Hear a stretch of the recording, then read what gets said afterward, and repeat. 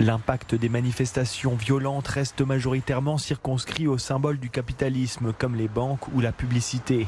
Jeudi soir, Elodie a mis en sécurité ses clients, mais pas de dégradation sur son bureau de tabac.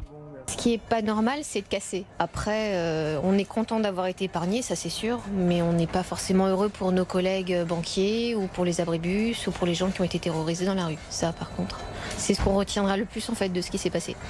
Sur le boulevard d'Anvers, la Société Générale n'a pas pu ouvrir ses portes aujourd'hui. Les dégâts sont trop importants. La Banque Populaire a été moins touchée, l'activité a pu se poursuivre. On a des entreprises qui travaillent en sous-traitance pour nous, qui interviennent très rapidement effectivement pour éviter qu'il y ait d'autres dégradations ou d'autres choses la nuit une fois que c'est arrivé. Donc ça, ils ont été très réactifs. Nous, on va juste faire des graffitis à Avenue des Vosges et après on va rejoindre les autres chez Diakité. Pour JC Déco, une quinzaine d'agents sont mobilisés. On constate, on sécurise, puis on intervient. Mais au fil de la grogne sociale, le stock de plaques de verre diminue. Il commence à y avoir du nombre, donc ça va être un peu difficile de le faire de suite. Et est-ce que on verra si on le fera dans la foulée ou si on laissera un peu les choses se tasser pour les prochaines manifestations? Suite aux dégradations sur le centre-ville et les quartiers périphériques, la préfecture a fait état de 17 interpellations dans la soirée de jeudi.